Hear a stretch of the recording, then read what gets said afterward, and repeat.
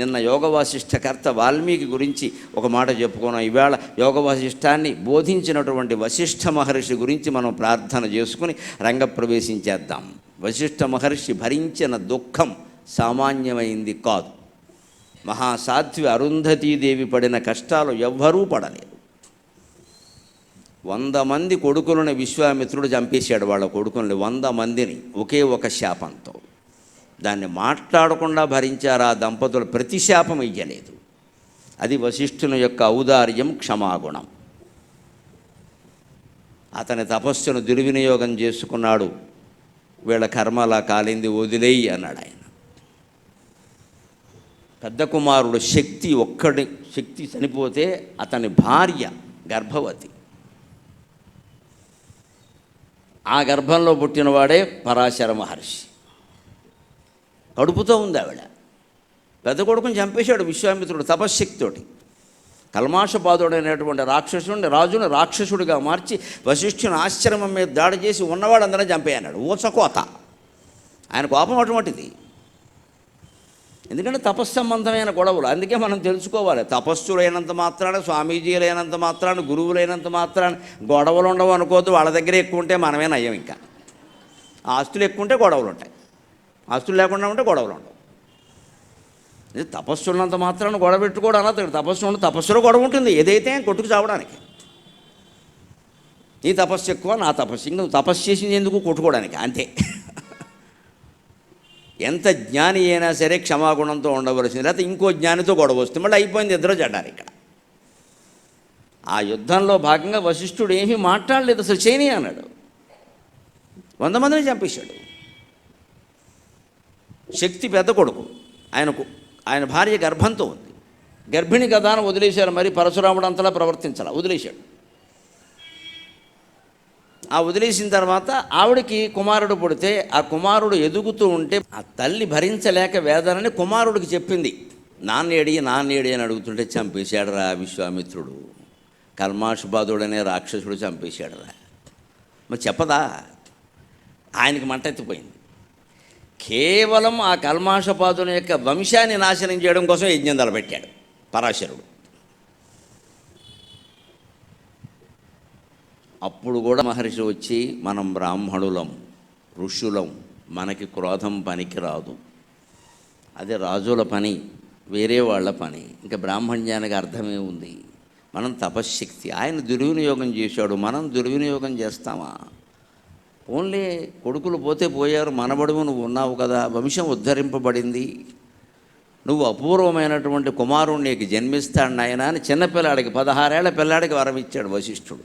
ఆ పరాశరుడికి పుట్టినవాడే వ్యాస మహర్షి. ఆయన ఏ రకంగా ప్రపంచాన్ని ఉద్ధరించాడో అందరికీ తెలుసు. నీకు మహత్తరమైన కుమారుడు పుడతాడు. పరాశరుడు విష్ణు భక్తుడు. 10,000 ఏళ్ళు విష్ణువు కోసం తపస్సు చేశాడు. నేను విష్ణువు కోసం చేసిన తపస్సునంతా ధారపోస్తున్నానని చెప్పి వ్యాసుడిని పుట్టించాడు. ఆయన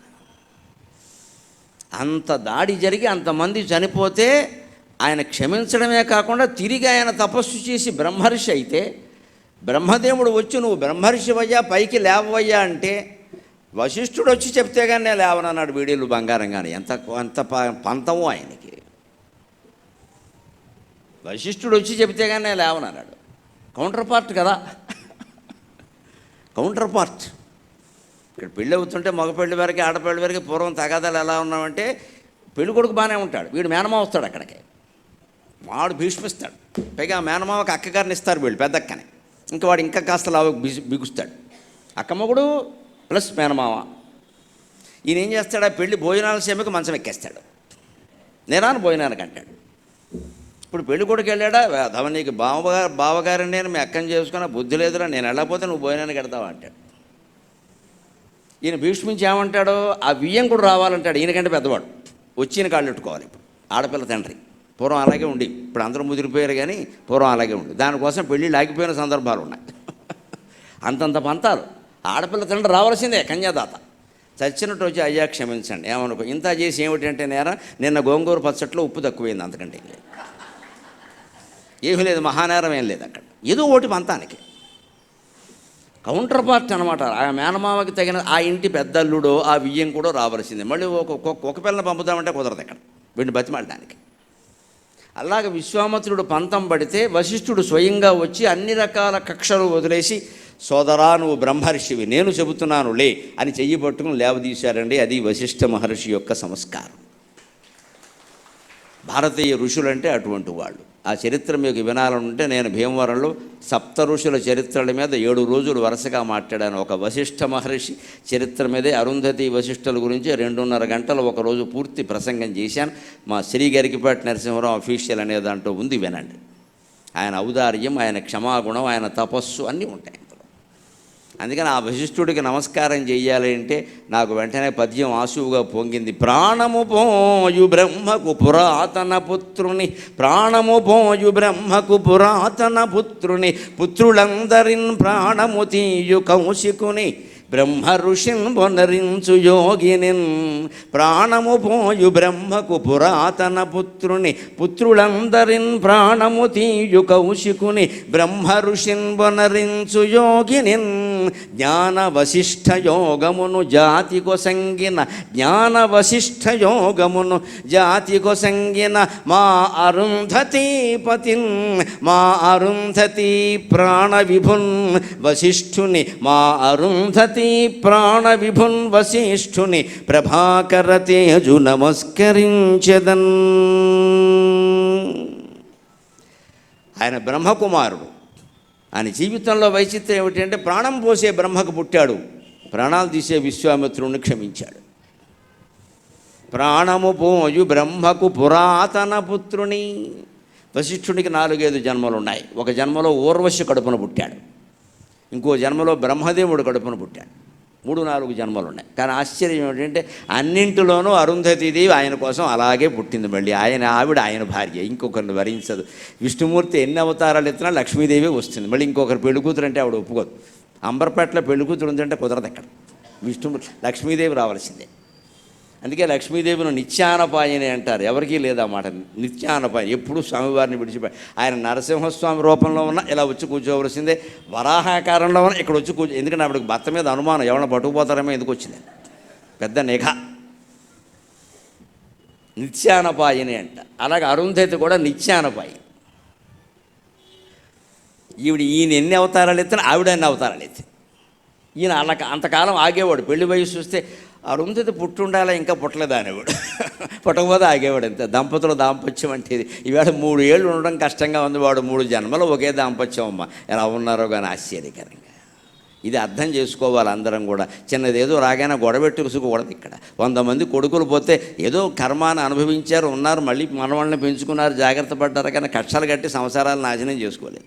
ఇదంతా నీ అసమర్థత వల్లే పోయిందని అరుంధతి వశిష్ఠుడికి విడాకులు ఇవ్వలేదు.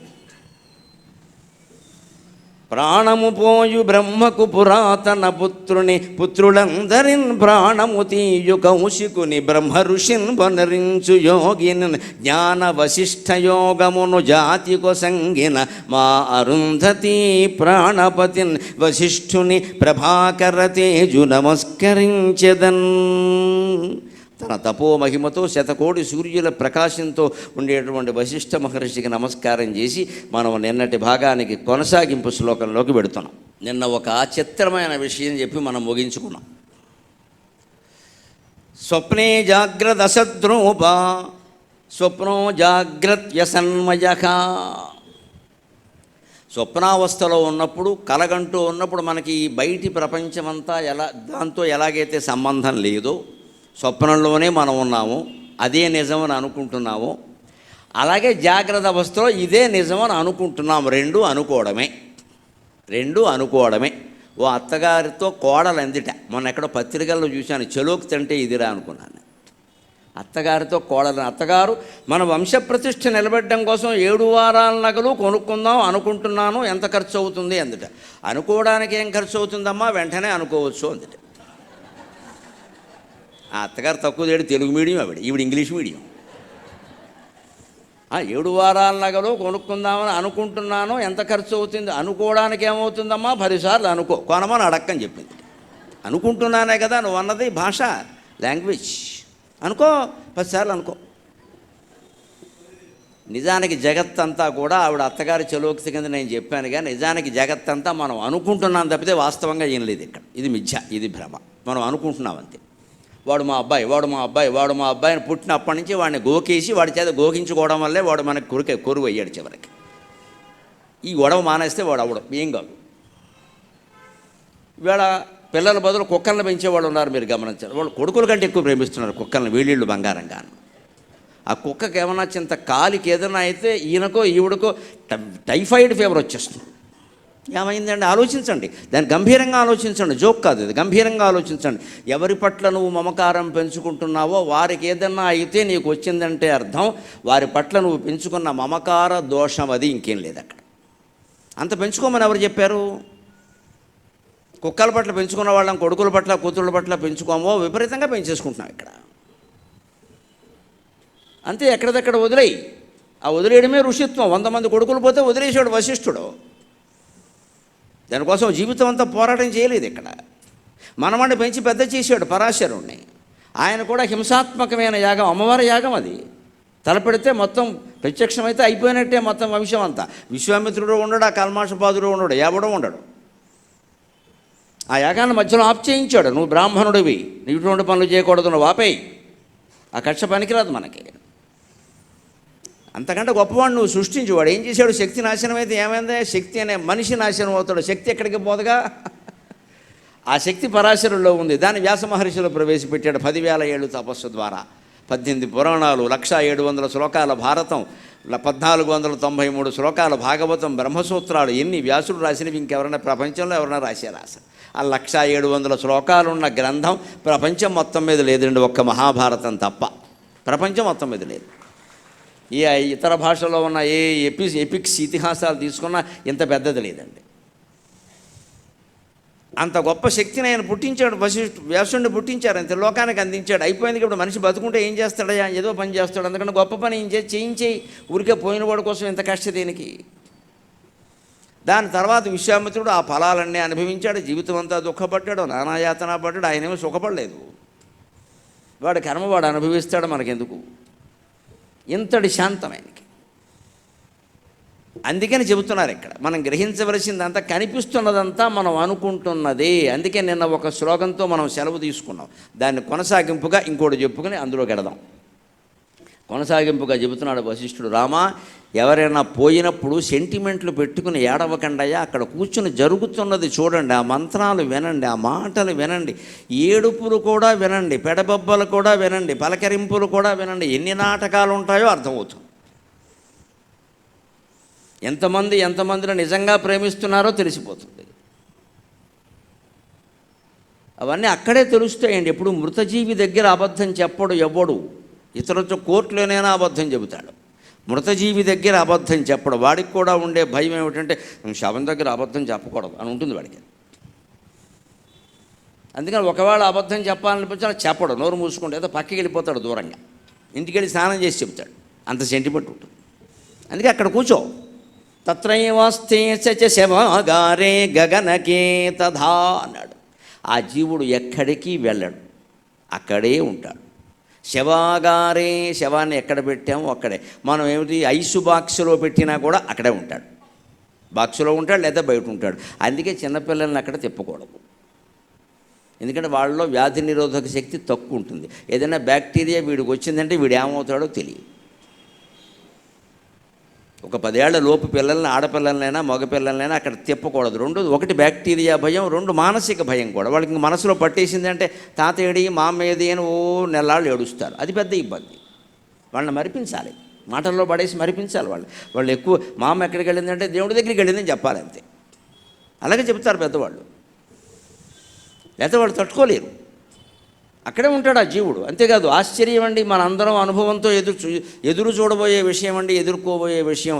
ఎవరెవరు ఏమనుకుంటున్నారో వాడికి వినపడుతుందమ్మా, పెద్ద కర్మ ఇది, పెద్ద కర్మ ఇది. ఒక అమెరికన్ డాక్టర్ ఈ విషయం మీద 25 ఏళ్ళు పరిశోధన చేసి హిందూ పురాణాలలో ఉన్నది పరమ సత్యం అని రుజువు చేశారండి. ఈ మధ్యనే రుజువైంది ఆ విషయం. చనిపోయిన జీవుళ్ళు ఇంచుమించు మృత్యు దశకి వెళ్ళి వెనక్కి వస్తారు చూడండి. కొంతమంది ఇంక అయిపోయారు అనుకుంటాం మనం. ఇక్కడ అన్ని ఏర్పాట్లు చేసేస్తాం. వాళ్ళని మృత్యుంజయుడని పేరు కూడా పెట్టేస్తారు వాళ్ళకి. అటువంటి వాళ్ళని కొన్ని వేల మందిని ఇంటర్వ్యూలు చేశాడు ఆయన ప్రపంచం మొత్తం మీద. దానికోసం డెత్ ఎక్స్పీరియన్స్ సొసైటీ అని ఓ సొసైటీ పెట్టాడు ఆయన, మృతి అనుభవం కలిగిన వాళ్ళ సంఘం. ఆయన అదే పని, ఇంకేం వైద్యం చేయలేదు ఆయన జీవితం అంతా ఇది. అసలు మృతి ఏమిటో తెలుసుకోవాలి. అటువంటి మహానుభావుల వల్లే మేలు జరుగుతుంది.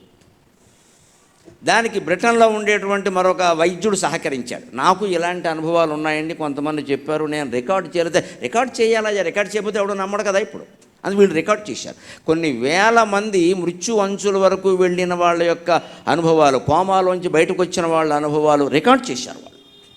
ఆ రికార్డుల్లో వాళ్ళు స్పష్టంగా చెప్పింది ఏమిటంటే, కోమాలో ఉన్నవాడు కూడా నేను అక్కడ ఉన్నాను కదా అని వీడు ఇలా మాట్లాడాడని చెప్పాడు. ఖచ్చితంగా వాడు అలాగే మాట్లాడాడు. అంచేది కోమా వాడి దగ్గర మాట్లాడేటప్పుడు బీ కేర్ఫుల్, వాడు రికార్డ్ అవుతుంది అక్కడ. వాడు కోమాలో ఉన్నాడు కదా అని మనం ఇష్టం వచ్చినట్టు మాట్లాడదు. ఏరా నేను అక్కడ ఉన్నప్పుడు ఏం మాట్లాడేవరా అంటాడు వాడు. వాడికి తెలుస్తుంది అది. మృత్యుదశలో ఉన్న ప్రాణి అక్కడ ఉంటాడు. యోగ వాసిష్టం 7000 ఏళ్ల క్రితం చెప్పిందని ఇవాళ అమెరికన్ డాక్టర్ రుజువు చేశాడమ్మా. అది హిందూ గ్రంథాల మహిమ, హిందూ గ్రంథాల మహిమ. మన జాతికి ఎక్కడ జిడ్డు మడ్డీ పట్టిందంటే ఈ శాస్త్రీయమైన విషయాలన్నీ వదిలేసి సెంటిమెంట్లు పెంచుకున్నాం మనం. ఇక్కడ ఆ శవాన్ని చూడొచ్చా, ఆడాళ్ళ చూడొచ్చా, మగాళ్ళ చూడొచ్చా, మంగళవారం వెళ్ళొచ్చా, శుక్రవారం అసలు ఎలా ఎగ్గొట్టేద్దామా అని మన ఉద్దేశం. అదే పెళ్ళికైతే ఎవడో పిలవకపోయినా సరే దొంగ కార్డు పెట్టుకుని వెళ్ళిపోతారు. ఎందుకంటే ఫ్రైడ్ రైస్, లెమన్ రైస్ ఎన్ని ఉంటాయి ఇక్కడ. పిలవకపోయినా సరే ఆయన మాకు చాలా దగ్గర, మా వెలువిడిచిన మేనమా, మా తోడేళ్ళుడు వేడివిలిచి మేనమా, బావమరి తమ్ముడికి సాక్షాత్తు, లెక్కలు చెప్పిన మేస్టార్కి సాక్షాత్తు శిష్యుడు. ఎక్కడదో చుట్టరకం ఇది. ఎందుకంటే ప్రతి పెళ్ళి అదే ఎవరన్నా మన కులంలోనే ఎవరన్నా పోయారనుకోండి, చచ్చినా వెళ్ళారు. చచ్చినా అంటే అర్థం అది, చచ్చినా వెళ్ళారు. ఇంకా ఆ సహకారం లేనప్పుడు గుళ్ళు దేవాలయాలు దేనికండి? బాబాగారి గురుచరిత్రలో మీరు చూడమ్మా, ఆయన మృతదేహానికి ఉన్నవాళ్ళకి ఏం తేడాలు పాటించాలో అన్ని అందరి పట్ల సానుభూతి చూపించాడు ఆయన. మరి బాబాను ఆరాధిస్తున్నామంటే మనం ఎలా ఉండాలి? మళ్ళీ ఈ సెంటిమెంట్లు ఏంటి ఇక్కడ? ఈ సెంటిమెంట్లు ఎక్కువే. శాస్త్రీయ విజ్ఞానం వదిలేశారు. నిజానికి అక్కడ కూర్చుని చూస్తే ఆ జీవుడు అక్కడే ఉంటాడు, ఎక్కడికి వెళ్ళడు. వాడు గమనిస్తూ ఉంటాడు ఖచ్చితంగా. ఆస్తి అంతా కొట్టేసాడరా ఈ పెద్ద కొడుకు, దానం చేయమంటే చేయట్లేదురా, అయ్య బాబోయ్. గృహదానం చేయాలి. గృహదానం ప్రత్యామ్నాయ 100 రూపాయలు సమర్పయ. 100 రూపాయలకి ఇల్లు వస్తుందా? సువర్ణం ప్రత్యామ్నాయ 100 రూపాయలు సమర్పయామి. ఇక్కడ 100 రూపాయలు ఇస్తావా? నువ్వు బుద్ధి ఉందా నీకు? మీ ఆవిడకి ఎంత బంగారం చేయించావు? నీ కోళ్ళకి ఎంత బంగారం చేయించావు? శ్రాద్ధం పెట్టేవాడికి, దానం చేసే బ్రాహ్మడికి దానం ఇవ్వాలనేసరికి 100 రూపాయలు 100 రూపాయలు ఏమొస్తుంది? 100 రూపాయలు తాటాక ముక్కరాదు ఇక్కడ. పిల్లలకి ఇవ్వడానికి కోట్లు సంపాదించుకున్న ఈ జీవులందరికీ శాస్త్రం చెబుతున్న మాట ఏమిటంటే, మీరు సంపాదించింది మీరు బతుకుండగానే దాన ధర్మాలు చేసుకోకపోతే తర్వాత ఏమీ మిగలదు. శ్రీమద్ రమారమణ గోవిందో హరి. పిల్లలకి ఇవ్వాల్సింది ఇవ్వచ్చమ్మా, అతిగా ఇవ్వకూడదు. అసలు మనకి పట్టుకున్న పెద్ద జబ్బు ఏమిటంటే మనదంతా పిల్లలకే. ఈ జీవుడికి ఏమిటో తెలియదు ఇక్కడ. ఆ పిల్లలు మనం తీసుకెళ్ళి ఓల్డేజ్ హోమ్లో బారేస్తారు. లేకపోతే పొద్దున్నే ప్రసాదం పెడుతున్నారు ఇక్కడ, మొత్తం రోజు 1000 మందికి అక్కడికి వెళ్ళి తినమని చెబుతారు. గొడవ అయిపోయాయి. ఇంట్లో ఎందుకు అక్కడ పెట్టు, బాగా పెడుతున్నారుగా, గుళ్ళో తినంటారు, ఇంట్లో బెటరు. సంపాదించిస్తే ఇదే ప్రమాదం. లోకంలో చాలా కుటుంబాలను మీరు సర్వే చేస్తే ఒక విషయం తెలుస్తుందమ్మా. తల్లిదండ్రులు పేదవాళ్ళైన వాళ్ళనే పిల్లలు బాగా చూస్తున్నారు, ఆస్తులు ఇవ్వని వాళ్ళనే బాగా చూస్తున్నారు, ఇచ్చిన వాళ్ళని చూడడం లేదు. చాలా కుటుంబాలు వాళ్ళకి మొదటి నుంచి మా అమ్మ చాలా కష్టపడిందండి, మా అమ్మ 4 ఏళ్లలో చాకరీ చేసి మమ్మల్ని పెంచింది, మా నాన్నగారు రిక్షా తొక్కారండి, ఆటో నడిపారండి, వాళ్ళని నేను చూసుకోకపోతే ఎవరు చూస్తారండి అని చూస్తున్నారమ్మా. కోట్లు ఇవ్వకపోతే ఎవడికిస్తాడు, నాకు ఇవ్వకపోతే ఏం చేసుకుంటాడట అని ఇంకా నేను కుడికాలు ఊప, వాడు ఎడంకాలు ఊపుతాడు. ఎందుకంటే ఈ సంపాదించింది అక్రమమైన కొడుక్కు తెలిసిపోయింది, వంకరగా సంపాదించాడో, నాకు ఇవ్వకపోతే ఏం చేస్తాడు, నేను బయట ఎడతాను, మొత్తం ప్రెస్ వాళ్ళని పిలుస్తా. ఇది సంసారాల భాగవతం. అందుకే ప్రపంచం మిథ్యా అని చెప్పింది యోగ వాసిష్టం. నీ భావాలేవి అవతల లేవు, నువ్వు వాళ్ళని అనవసరంగా నమ్మకు. కుటుంబ సభ్యులైనా సరే ఉన్నంతకాలం నడుస్తుంది ఇక్కడ.